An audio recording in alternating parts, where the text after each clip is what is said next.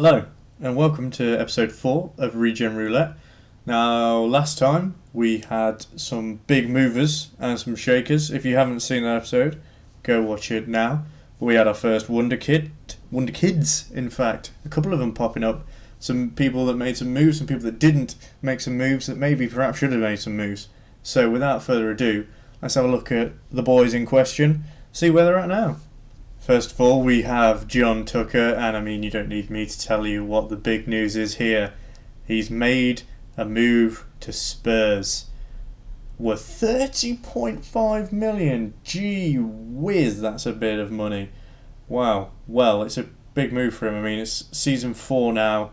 We're in 30.5 million. I reckon that he went for 12.5. 17.75, and he's not exactly been great for them so far, Spurs, as he guided them to a finish in the Premier League of 6th for Tottenham. There's just the Premier League table for you there. Liverpool winning the league for the first time in a billion years. Well done, Liverpool. Back to Tucker. He is their number one. He's Wales' number one, only 19 years old. And I mean, he's got everything, really, that you want. He's got a good agility, he's got good reflexes, his positioning's good. I mean, I don't know what more you want from a 19-year-old goalkeeper, to be quite honest with you. Hugo Lloris has been pushed into the backup role. He's pushed Hugo Lloris into a backup role. They have some big faith in this kid. Well, so what a start. He's still a wonder kid, and that is a big player to live up to. Let's see if we've got anyone better. Irving Stuckstetter up next. He is also now a wonder kid. They are coming thick and fast. He's a rotation option. He's, again, looking really, really tasty. His physicals are nice. He's got good positioning, heading, marking, tackling. Again, all the things that you want. Still hasn't got into the Dutch team yet. Has he broken into the United team? He hasn't. He was on loan to Ajax last season and had a pretty good season there. And that's, I think, a good move for him. Hopefully for him, he can begin to break into the United team next season. Perhaps it's his time. So it is Eric Bailly and Victor Lindelof at centre-back at the moment, doing a mite better than their real-life counterparts, I would presume. But apart from them, Phil Jones, who is wanted by Juve, Bailly's wanted by PSG. If either of those make their way out, then Stuckstetter could certainly plonk his way into that fold. I think he's got it in him. I really like him as a player, and I think that United would be foolish to keep him on the touchline too much longer. Kennedy Garcia is up next, and wouldn't you know it, it's 3 for 3. And if you'd have told me that after last episode, I would have punched you in the face and called you a liar, because I did not think that he was going to make such an improvement. He's shot up. I mean, obviously, I don't want to mention the elephant in the room. He's now left Brazil and he's at Betis in Spain. And I never thought he was going to move from Brazil, if I'm being honest with you. So this is a surprise to me. He's strong, he's a good tackler, he's a good marker, he's got good positioning. His mentors could use some work. He could do with some better composure and what have you. I guess he's quick enough. But yeah, I didn't see him doing that. And I mean, he was only Victoria going to Betis. I'm going to reckon he wasn't more than £1 million. And I'd be bang right. 550k, that looks a bit of a steal if you're asking me. And he played 37 times for Betis, so he was a key player. I mean, mid-table La Liga side, and he was a starter for him, which is more than I ever, not ever thought, but certainly thought in one season. So yeah, Kennedy Garcia, I mean, if I was wearing a hat, I'd take it off to you, mate, because that is more than I thought of you. So congratulations. I mean, I'm really interested to see how much you can kick on. Up next we got the Jebster, and no, he's broken the streak. He's come in like Brock Lesnar and he's broken the streak because he's only a mere description of a centre-back. But he has got a cap for Scotland, so that's something. He's only rated as a backup at Burnley. But yeah, he's good. He's quick. He's strong. He's got good positioning. His technicals are lacking compared to, I mean, even Kennedy Garcia, which I didn't see coming. So yeah, I mean, I wonder how he did for Burnley, whether he played much. I mean, he played 5 times and he was excellent in those 5 games. And Burnley stayed up, as we can see, and we would have seen earlier if I was paying attention. But I'm sure someone paid attention and saw that Burnley stayed up. But it wasn't me, I can tell you that. But yeah, he played spectacularly for them. So I don't know why he hasn't perhaps got a few more opportunities. I mean, Burnley have got Tinyedvi and Diego Reyes now at centre back, which is pretty good. But Diego Reyes is wanted by Bournemouth. Tinyedvi is joining Marseille.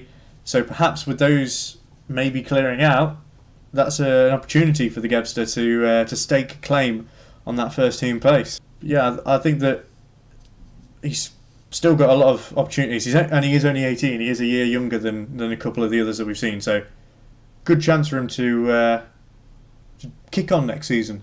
Andrei Yeremeyev is up next.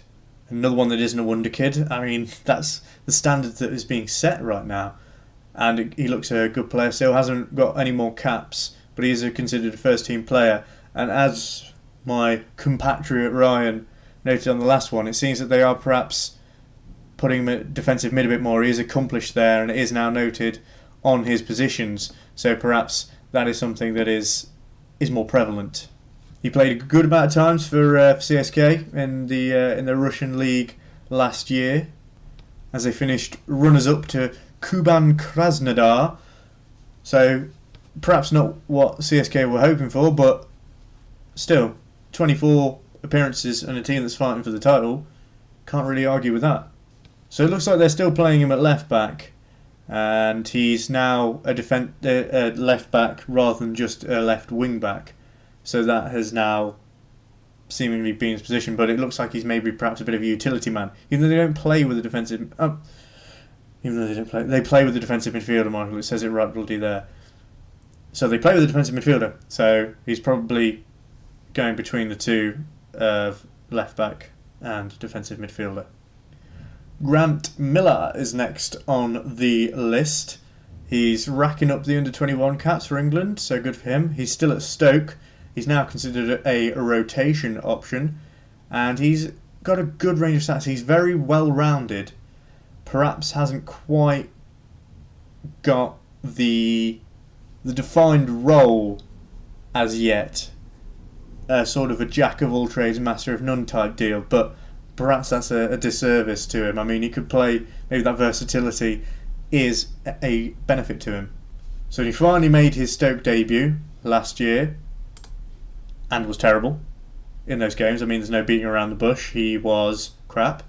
Although he scored in the cup, so that's good for him. And he got one yellow card in all of his in each competition. So 2 in 10 games. Good for you, Grant. But those ratings don't make pretty reading. I don't really know what the next step for Grant is.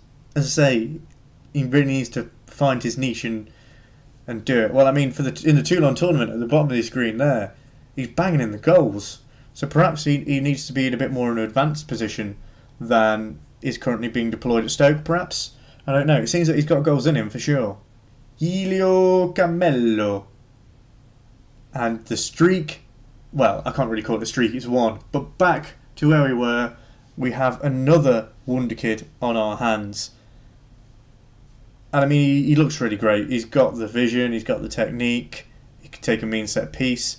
So he's certainly a lot more defined than Grant Miller. You can definitely see what sort of role he plays. He comes deep to get the ball. He looks for a pass rather than tend to score. He's very much a creative-minded player. But the key question, because he's still only a hot prospect, is he getting stifled at Chelsea? Perhaps, because he only played... Well, he played once in the league last year. He didn't... the year before last. He went on loan to Boa Vista. And he played fairly poorly, in all honesty, which isn't going to immediately ingratiate him with the Chelsea faithful, I wouldn't imagine. still, it's game time, which is vitally important, and he's still listed for loan, so perhaps another loan for him next year. I mean, he's only 19. It's not as if it's the end of the world if he gets loaned out again, but it wouldn't be ideal to keep going out on loan, although that is the Chelsea way, so we'll have to see what move he makes next year. Roberto Brazier, and hallelujah, he's finally got his move. He's at Pek Zwolle. I've probably absolutely butchered that, but he's at the Eredivisie club. He's made some Canadian Canada appearances, whatever. He's got caps. He's got caps for days, or 7, and he's a tiny player. He's got good. His physicals are the standout, but he's a good defensive midfielder. He's got all the stats that I would look for, and he's a key player at Zwolle, so at least he's getting the love. He moved on a free, as was expected, and he played a good amount of times. Not awfully well, I'll give you that, but he played in a league that exists, and the Pecks were banging mid-table, and you can't ask for more than that, really, considering the doom and gloom surrounding him last season. Robbie Brazier, you've done well, lad.